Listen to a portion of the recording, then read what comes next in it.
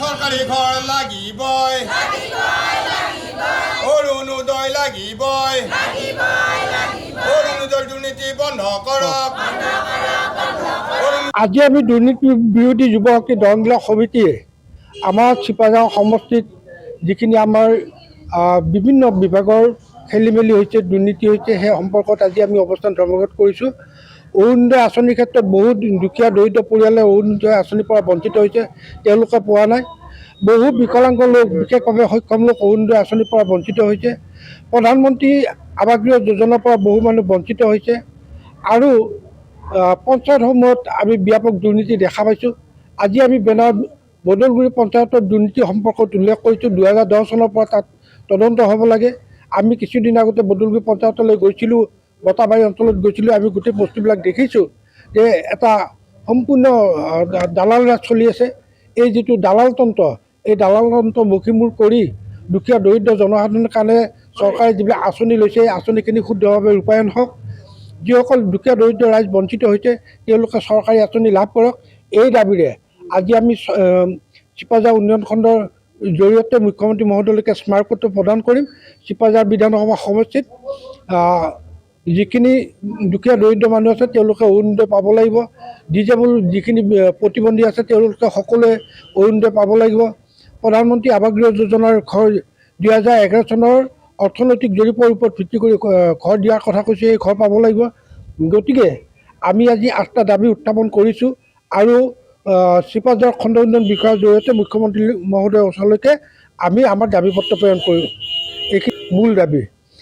যিটো মানে ইয়াত মধ্যভোগী আছে, মাজত দালাল শ্ৰেণী আছে, গোটেই খেলি মেলি কৰিছে, তাক চিনাক্তকৰণ কৰিব লাগে আৰু হিতাধিকাৰী নিৰ্বাচন প্ৰক্ৰিয়াটো শুদ্ধ আৰু নিখুঁত হ'ব লাগে।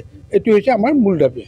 এজনী বিধৱা মাইকীয়ে ঘৰ এটা পোৱা বুলি আমাৰ পঞ্চায়তৰ কোনে কৈছিলে, আহি মেম্বাৰে কৈছিলে, আহি বোলে বাইদেউ আপোনাৰ এটা চৰকাৰী ঘৰ হ'ল, আপুনি থকা ঘৰটো ভাঙি দিয়ক। ভাঙি দিয়াৰ পিছত আপুনি 8 তাৰিখে কম দিনৰ ভিতৰত আমি ঘৰটো বনাই দিম। কিন্তু ঘৰটো তেওঁ ভাঙিলে। ভাঙি উঠি তেওঁৰ থাকিবলৈ জেগা নাই। এতিয়া তেওঁ পঞ্চায়তলৈ গ'লে, ছেক্ৰেটৰীক ক'লে, মেম্বাৰক ক'লে। কোৱাৰ পিছত কয় বোলে বাইদেউ আপোনাৰ পইচাটো এনেকুৱাকৈ বেলেগত সোমাই গ'ল।